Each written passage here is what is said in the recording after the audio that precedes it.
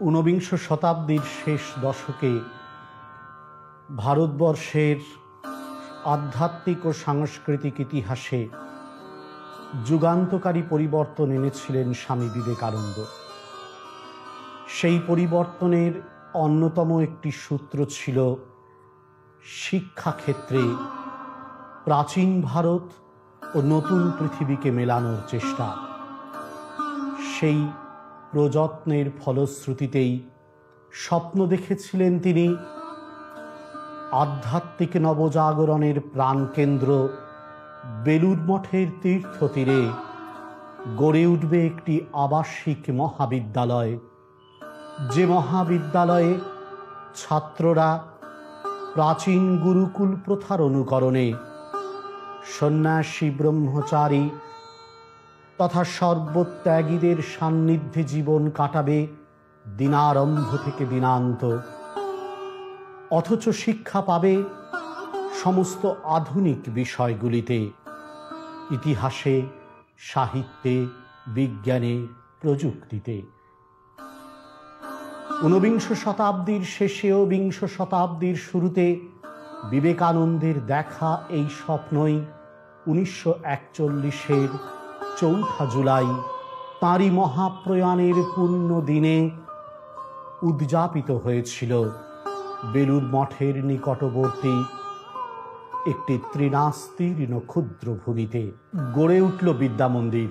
প্রথম দিকে স্বামী তেজস্বানন্দজি মহারাজের নেতৃত্বে, অধ্যক্ষতায় এবং স্বামী বিমুক্তানন্দজি মহারাজের সম্পাদকতায় এই প্রতিষ্ঠান তরতরিয়ে এগিয়ে চলেছিল সমকালের নানান বিভঙ্গের মধ্য দিয়ে।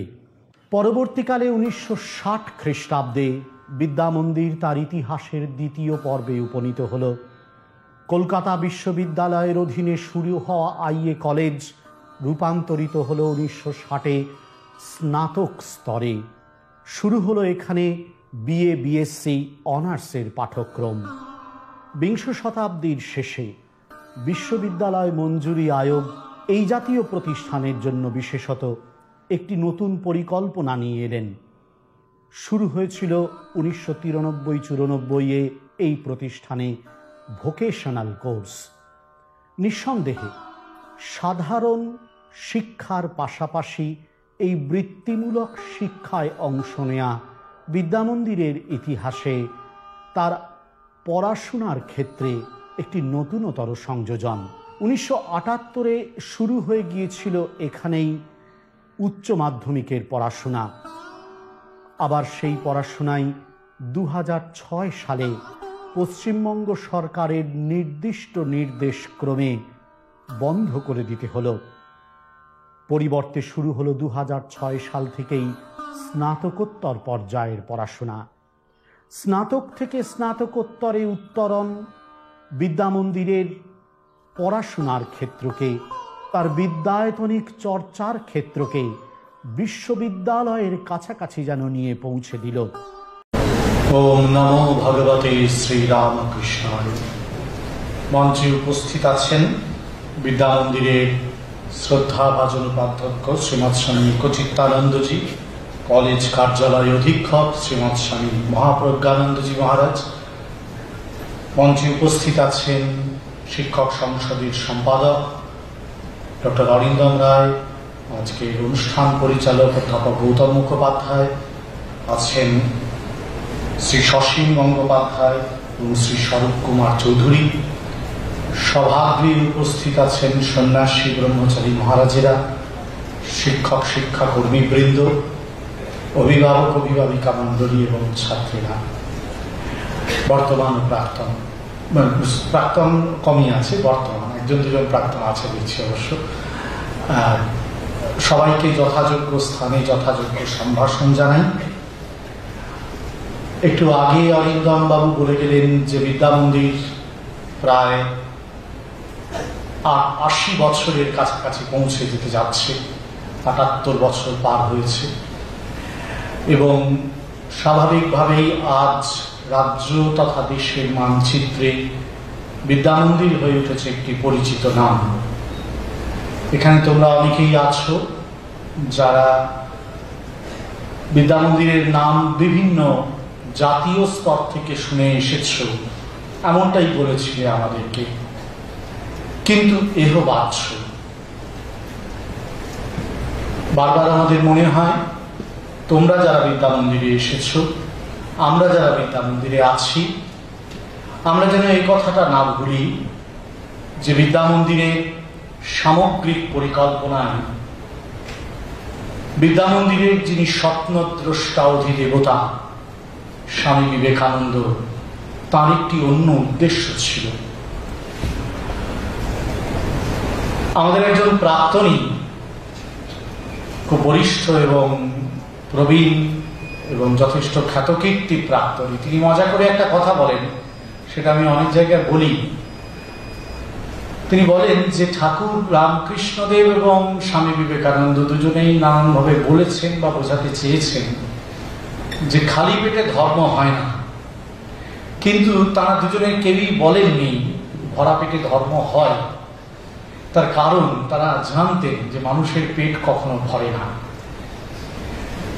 আমাদের পেট ভরানোর যে সাধনা আজ চারিদিকে চলছে, সেটা একেবারে অনাবশ্যক এমনটা নয়, কিন্তু সেটাই যদি একমাত্র আবশ্যক অব্যর্থ হয়ে থাকে, তাহলে যে ক্রাইসিসগুলো, যে সংকটগুলো আমাদের সামনে আসার কথা, সেগুলো আসবে। 19 শতাব্দীর মাঝ পর্বে একটা অল্প বয়সী ছেলে একটি গ্রাম থেকে কলকাতা শহরে এসে হাজির হয়েছিল। সেদিনের নতুন জায়মান কলকাতা বিদেশি সভ্যতার ঝাঁ চকচকে দুনিয়া দেখে মোহিত হয়ে উঠছিল, যে মুগ্ধতার পূর্ণ রূপ আজকে আমরা দেখছি আমাদের আলোচনায়, আমাদের হাতে, আমাদের শরীরে, আমাদের মনে।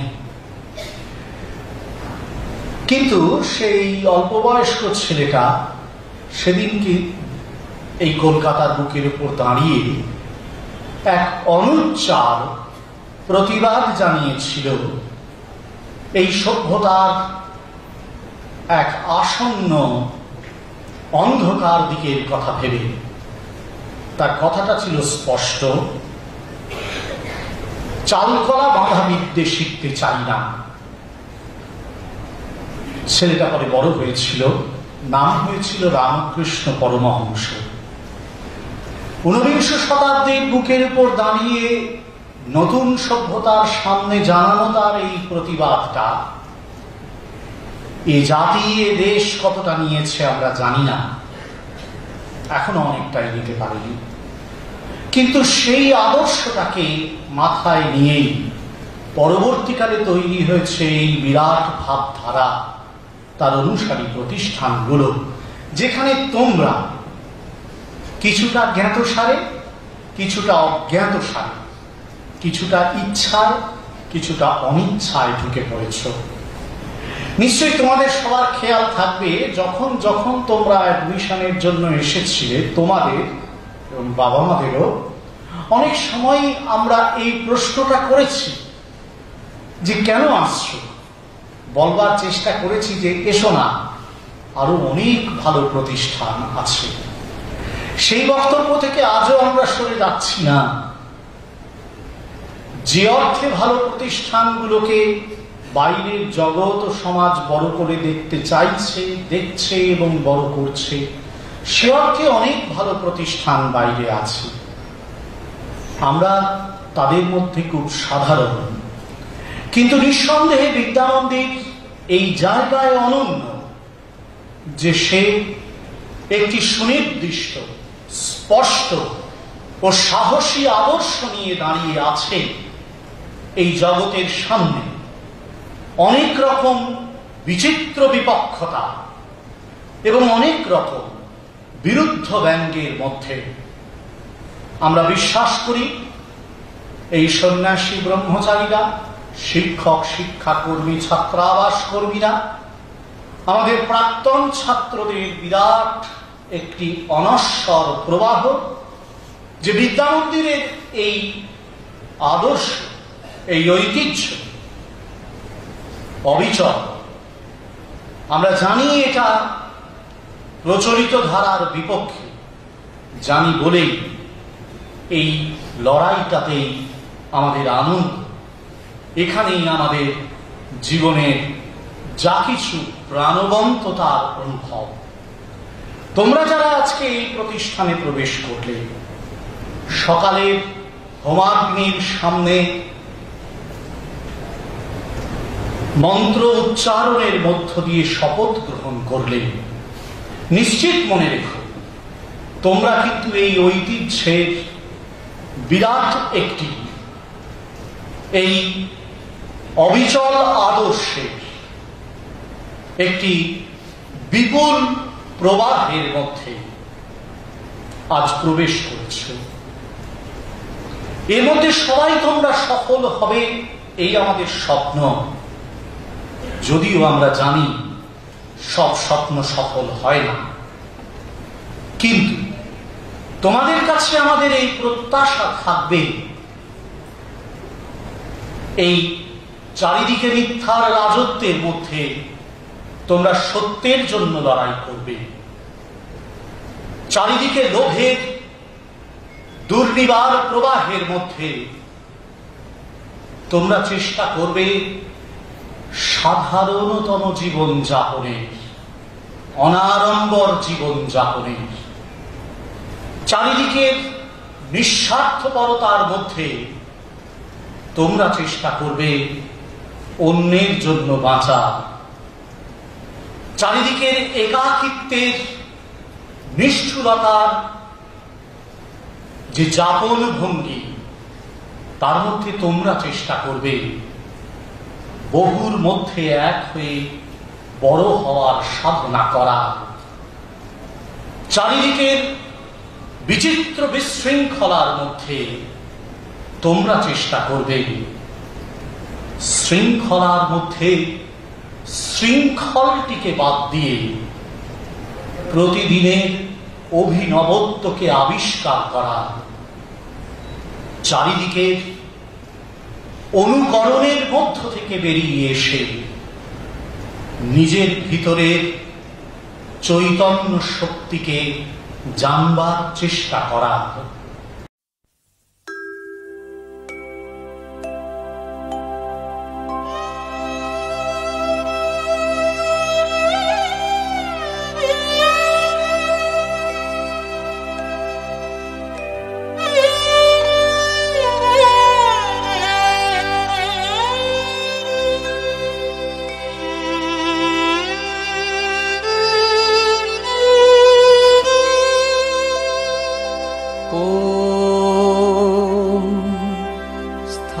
स्थापकाय च धर्मस्य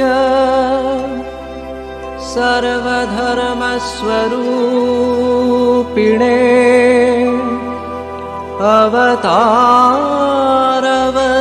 अवतारवरिष्ठाय रामकृष्णाय ते नमः। ॐ नमः श्री भगवते रामकृष्णाय नमो नमः। ॐ नमः श्री भगवते रामकृष्णाय नमो नमः। ॐ नमः श्री भगवते रामकृष्णाय नमो नमः।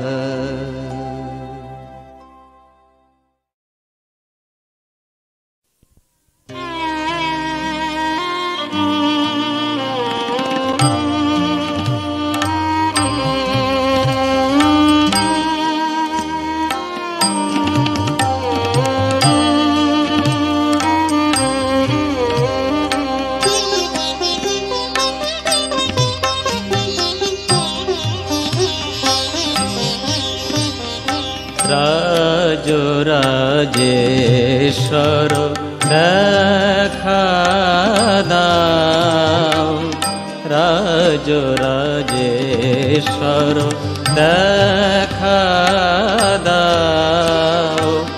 করুণা ভিখারি আমি, করুণা নয়নে চাও, করুণা ভিখারি আমি, করুণা নয়নে চাও। রাজ রাজেশ্বর দেখা দাও, রাজ রাজেশ্বর দেখা দাও।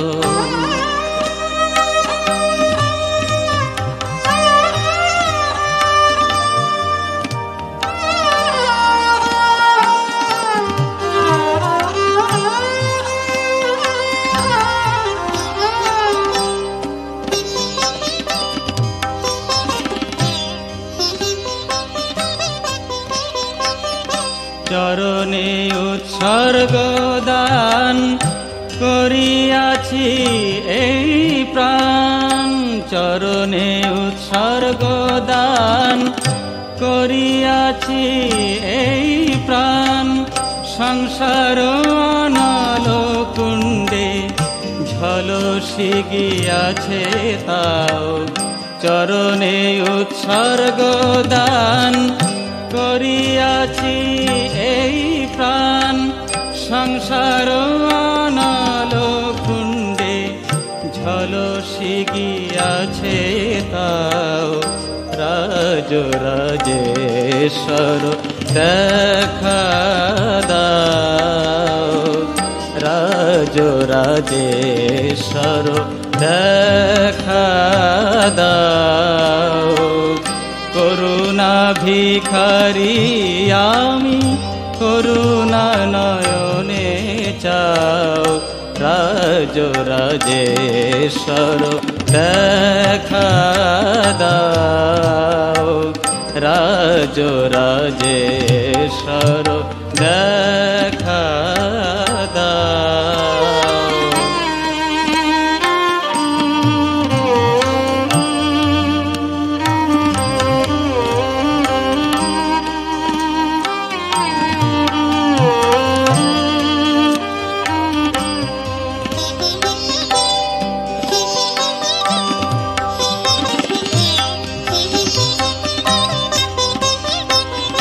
কলুষ কলঙ্কে ভরা আবরিত এ হৃদয়, কলুষ কলঙ্কে ভরা আবরিত এ হৃদয়।